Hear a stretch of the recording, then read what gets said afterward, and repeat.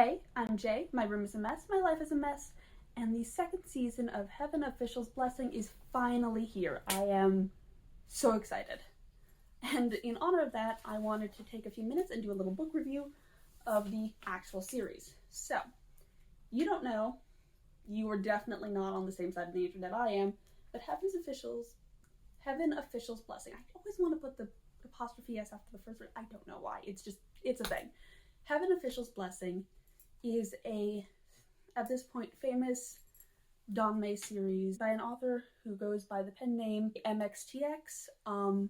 She is a Chinese author who writes several of these huge, long-running fantasy sagas that are incredibly queer and have increasingly high amounts of popularity in the West as well as in China, and this is one of her most well-known works. So, if you're new to Danmei in general, I'm not the one to give you a primer. This is so far all I read because I tend to only get into things if there's an audiobook version, and historically, unfortunately, Danmei doesn't really get audiobook adaptations. I was lucky enough to find on YouTube actually someone who does a really nice reading of the beginning of this one, which got me hooked, and after that I was able to read the last few books on my own, and I've since been acquiring them because these are gorgeous. These copies are they're so beautiful. Like, look at this. Look at this. This is gorgeous. But besides its physical beauty, what do I have to say about these books? So, Heaven Official's Blessing, or TGCF for short, is this really interesting high concept story taking place in ancient China about gods and ghosts, because in this world you can become a god if you are a extremely powerful or renowned or intelligent human. All of the gods were once mortals, and by passing something called a heavenly calamity, that is a trial of heaven, you can ascend and become a god in your own right. Or you can become a part of what's called the middle court, where you are not actually someone who has even passed a heavenly calamity. You are just someone who is seen as valuable to someone who is a god, and then you are brought up to heaven by that person to work for them in their palace, and you receive the perks of, like, immortality and getting to go up to heaven without actually truly being a god in your own right.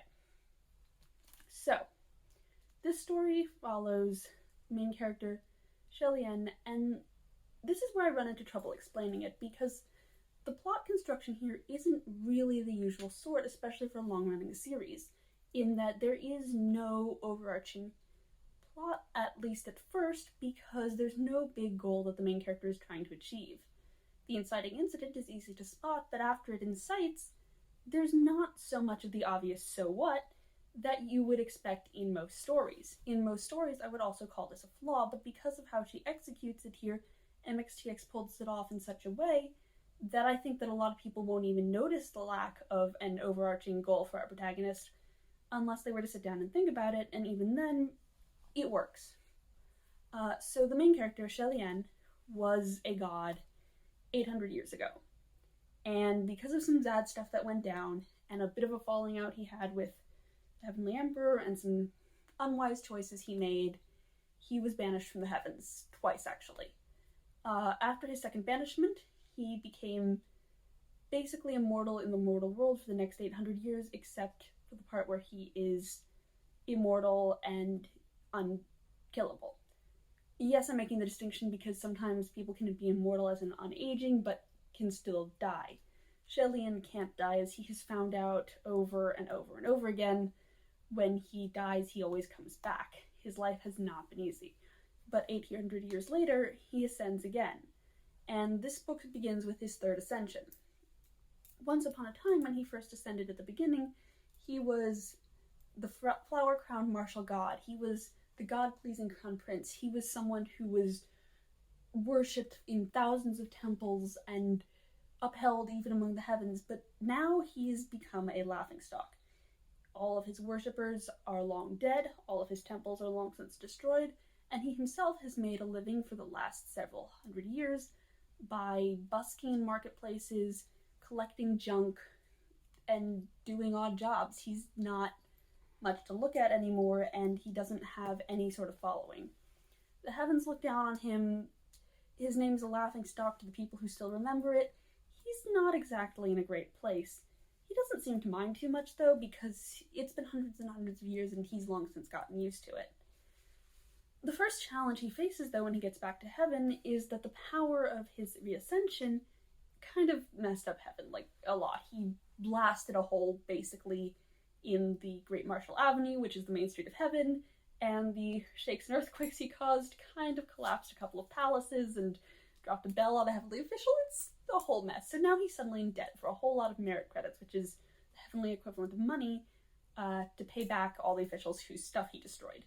Only he doesn't have any because merit credits are the conversion from offerings from believers into this currency, essentially, and without any believers, he's broke. So Lingwen, who is the head civil god of heaven, whose job it is to keep everything running, she's basically, you know, that one character who's like the, if you're into anime, the Riza Hawkeye, the second female, usually female, second in command to whoever thinks they're in charge, who actually keeps everything running, and she's perpetually tired and has like mile deep eye bags. Yeah, that's Lingwen. And so she tries to help him out, and she's noticed that there's some weird something going on with a ghost on this one mountain who sometimes attacks bridal parties and has been doing this on and off for the last several hundred years. And so she sends him to investigate, with the deal being he does this job, then any merit that comes out of it will help him to work off his debt. So at this point you're thinking, all right, I get the gimmick here. He's going to have to go off on a bunch of different jobs to try to work off this debt he accumulated, and that's kind of going to be the overall driving force with him trying to get rid of this debt. What really took me aback was that's not actually what happens. He goes on this first mission to deal with the ghost groom, and this one mission just clears his debt. I was really surprised. I was like, oh, okay, that's it. But then he goes off to the mortal world after this mission, and he starts trying to build his own shrine and develop some followers so that he can actually make some merit credits. And I was like, oh, okay, that's the plot. That's going to be like him going out and like trying to get people to believe in him again, or like do stuff that makes people want to follow him. But then that isn't really the plot. There are like little bits of that here and there, like the fetus spirit arc, we see that, but mostly it's just Shelian getting drawn into various one-off problems or missions and trying to help people.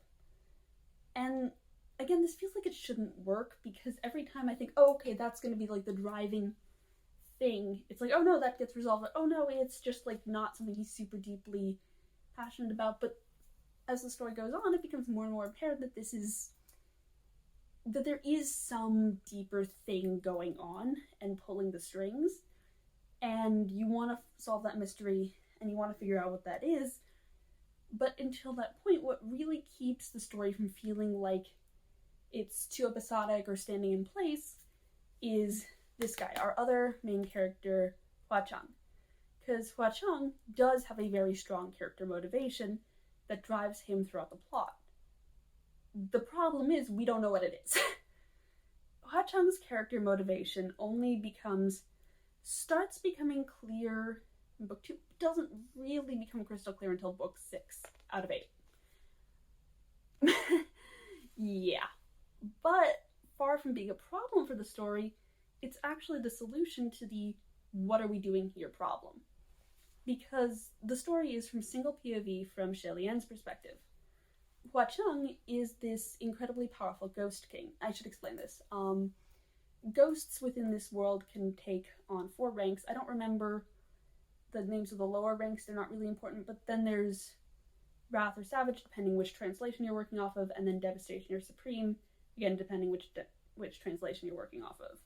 I'm going to go with the Savage Supreme one just because that's what's used in the books and that's what people are more familiar with, but I also kind of like the Devastation name better that the anime uses.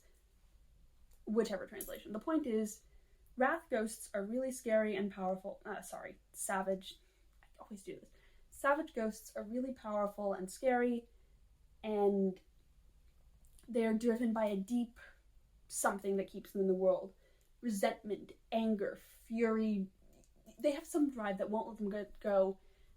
some need to seek revenge, some need to prove themselves to the person they loved in life, some need to destroy something that hurt them, some need to spite the world, something. And then there are Supremes. That's a whole step above. The Supreme Ghost Kings have usually gotten that way because they've emerged from this powerful place called Mount Tonglu, where they fought and slew their way through thousands of other ghosts and absorbed the power of this volcano and came out the scourge of the land with huge amounts of power, driven by something that will not let them rest, some dark force that has burned them into the life and made them want to kill their way through the world in order to stay there. There are 3. Well, there are 4 Ghost Kings, but only 3 of them are Supremes. They are White No Face, who is dead by the start of the series, but who existed in the past and who was a huge source of trauma in Shillian's backstory. Then there's Ship Sinking Blackwater. They all have these titles. Ship Sinking Blackwater, who's a water ghost who rules the waters, but he's fairly low-key. He's not super active in the world and the ghost sphere. He mostly keeps to himself. As long as you stay out of his waters, you're fine. And then there's the Crimson Rain Sought Flower, Hua Cheng. He is the nightmare terror of the heavens. He is easily stronger than basically every god. Only the Heavenly Martial Emperor Jinwu could even stand a chance against him, and he's proved this from the moment he ascended to his status as a Supreme Ghost King by challenging 33 gods and absolutely destroying them. Some were martial gods he beat with force, some were civil gods he beat with intelligence and wit, and he made a deal with each of them before he competed with them that if they won the competitions, because he came up and bet them, he would give them his ashes. And ashes are a ghost's only weakness. Because with ashes, you can destroy the ghost, you can make them do whatever you want, you can totally control them. The ashes of the ghost's actual human body back from when they were alive. But if he won, and like I said, he mopped the floor with all of them, they had to all renounce their godhood. And when they all lost, they didn't want to follow through on that bet, because of course they didn't. They accepted the challenge thinking that they were going to easily win against this upstart ghost, and wow, did they learn. And when they refused to honor their bet, he burned down all of their temples in a single night. All of the thousands of temples to all 33 gods.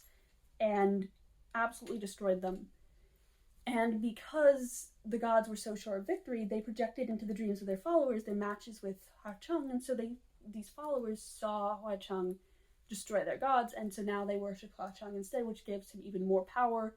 All 33 gods at this point have no followers, they have no power, and they eventually fade away from the heavens, absolutely losing everything. And no one knows why he did this, or where he came from. He just appeared one day and absolutely decimated the court. So because of this, all the gods are absolutely terrified of this guy.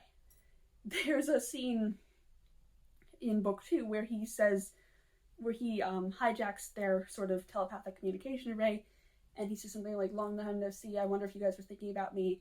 I wasn't thinking about you guys at all." And there's a comment in the text that a lot of the gods are secretly relieved to hear it, because the last thing they ever want is to be thought of by Hua Cheng. Like, they are so scared of him that they're not even going to be insulted by his, "I wasn't even remembering you guys existed." They're just, "Thank God, please don't remember I exist." That's how scary this guy is to them. Which is what makes it really weird when he starts just like showing up at Shillian's new little rundown mess of a shrine and hanging out with him and just helps him build a new door and answering questions and painting pictures and just chilling and messing around. And Shillian, he doesn't know this guy. Suddenly he's here and he's just hanging out, and this terror of the heavens is helping him with housework. What the hell, right? And of course Hua Cheng doesn't just come out and say, "Hey, I'm Hua Cheng, gonna help you out with your housework." No, he shows up, he's in the guise of this teenage runaway sunlight who needs a place to stay. But I'm telling you it's Hua Cheng because it's not really a twist. Like, it is very obvious from the time he shows up, from the fact that he's all dressed in red, to everything about his description, to even the way he talks about Hua Cheng. It is very obvious both to the reader and to Shilian, and even to Shilian's two assistants from the Heavenly Court, everyone knows this is Huacheng. And what's interesting is Shilian trying to sort of prove that this is Huacheng, and then trying to figure out what the heck he's doing here. Why would a Supreme Ghost King, who rules over Ghost City, who's the terror of the heavens, be just chilling with him? And that becomes a lot of the big question throughout the first book, is this really Huacheng? What is he doing here? What's his motivation? Why is he doing what he's doing? And that mystery and intrigue is what really makes the story feel cohesive, even when you've got Shilian just getting sort of pulled into these random adventures and quests. And the other thing that gives the story cohesion as it goes on is the way in which many of these random seeming quests that he gets drawn into actually have some connection to Shilian's past, because he's been around for 800 years, and so he's gotten involved under various guises in a whole lot of historic events. And so often something that seems to be just random something will tie into one of his past identities that he's taken on, and some tragedy that happened to him or that he got involved in. And this isn't a contrived by the author thing as so much as there is a reason that a lot of these events connect back to him, and you start to try to untangle the reason and try to figure out why it is that he gets sucked back and back into these past events that involve him. Why is it that Huacheng keeps hanging around him? What is it about Shilian and what is going on with him and what has happened with him in the past? And then near the end of book 2, you start this first flashback arc. There are 2 throughout the series that show Shilian as a young prince in the kingdom that he grew up in, and the destruction of that kingdom. That's not a spoiler. The fact that Shinla, his kingdom, fell is one of the very first things you learn about him in chapter 1, so that's not a spoiler. But how it fell, what sort of actions he took, what sort of things he did right and wrong, and how we got here. And as we start seeing some of the other pieces of his history, we start piecing together all the different connections between the characters, why they do what they do, how they act. And so the mystery overall that the story really revolves around is not an external mystery, but rather that of character motivation and character past, both Shilian's and Huacheng's especially, but also those of other secondary characters like Fengxing and Mu Qing, who were Shilian's best friends, and then his helpers in the middle court when he ascended to godhood, and then both abandoned and betrayed him when he fell for various reasons. We don't really know what happened with them until we start slowly piecing those bits together. And so when this whole story finally comes together, you get this incredible mosaic. And it's not just limited to Shilian either. What I really love is how much she went in depth with the arcs and pasts and interconnectivities of characters who are not part of Shilian's inner circle. Several other gods and ghosts who just happen to cross his path, who really aren't interconnected to his particular web of tapestry, but each have their own. And so just the fact that they've crossed paths mean that we can add this in and learn these details. If I had to give any criticism to the book, it's the fact that sometimes in doing this, we end up having Shilian take a more passive role in certain stories, where he's literally just sitting there being told the character's backstory, or seeing them through a magic lens, or inside the back of a character's head but unable to make any real impact. But that sort of passivity, I try to mostly forgive it, because I know that it is simply a reality of how you have to write this if you want to develop all of these secondary characters to the depths at which they have clearly been imagined and developed, and their development and the pieces of their own specific puzzles and their mysteries is part of what makes this series so compelling. The only really way to solve this would be to randomly switch POV to some other characters at just random times, and I totally get why she didn't want to do that. And so I pretty much forgive that flaw in the text, and I encourage other people to do that, especially since there really isn't any good solution to it. I also want to say, though, that Shilian, within his own story, is anything but a passive character. I think he's one of those characters who on the outside looks like it, because he's a very much go with the flow, but in moments when he decides that the flow is no longer going in the right direction, that he needs to take action, he is very assertive in that taking of action.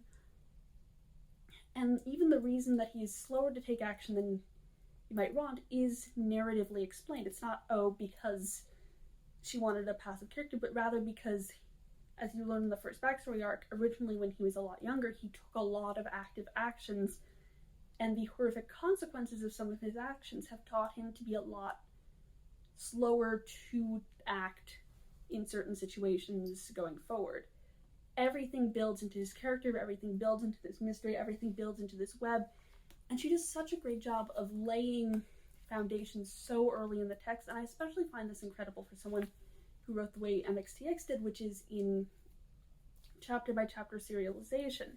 So when a small detail from book 2 shows up as a huge plot reveal in book 6, I'm just sitting there awed, or a one-off sort of gag sword that was mentioned to have this one power one time in the second arc of book 1 becomes the catalyst for the biggest reveal in the entire series a third of the way through book 7. I'm just floored because it meant that she really had to think these out years in advance, because she couldn't go back in and add it. She couldn't get to that point in book 7 and go, damn, this is a really cool way to do that reveal, I need to go add it earlier. She had to think of it as she went, and that's just incredible to me. So just everything in the series is so intentional, and the mystery of the characters built up so well that it doesn't matter that it doesn't feel like there's an overarching plot for this. There are several books, especially since each of the individual plots that Shillian gets involved with are interesting and do help to develop the overall mysteries of the characters, as well as developing him as a protagonist. Overall, I have just been really floored by MXTX's writing. I mean, I knew about the hype, but all I really do, which is what most people know from the outside, which is them's the ancient Chinese gays, go read them. I got into it expecting that, and I definitely got fed that. The queer romance is really, really good food, so if you're interested in that. There's also a genderqueer character, there's also some really good dissection of misogyny through Ling Wen's character, and a lot of really good stuff there. But just as works of fantasy literature with interesting, unusual plot construction, I think these books have a lot to them in value, and a lot that honestly a lot of writers could learn from in terms of figuring out how to make a character-driven fantasy work in a way that I think a lot of them don't, because they do feel like they're falling flat on the plot aspect. So yeah, the second season of the TV adaptation is finally out, and I am so excited and thrilled to be watching it. I'm saying that now even though I'm recording 2 days before that comes out, but you know, I know by the time I post this that it will be ongoing, and I'm so hyped. And if you have not picked up any of these, the 8th and final volume is about to be on sale for physical English release, coming out end of next month. So there's never been a better time to hop in and get invested in this incredibly creative and interesting gay fantasy world. If you've already read this book or all of MXTX's works and are looking for something else, I can't give you other Danmei recommendations because, like I said, I'm fairly new to Danmei, but I will recommend She Who Became the Sun and He Who Drowned the World by Shelley Parker Chan, which is another queer historical Chinese series that is fabulous in both its fantastic elements and world building, and also within its queer content and depiction of gender and sexuality, and features 2 non-cisgendered protagonists and a very, very fun sapphic romance along with it, and a gay romance that if you like the angst bit, that's for you. So that's my alternate recommendation, and if you want me to do more videos about this series, I definitely want to, because I have been hyperfixating over Heaven Official's Blessing for the last month and a half, and would love to scream about it some more. So let me know if you want more of that, if that's something you'd be interested in.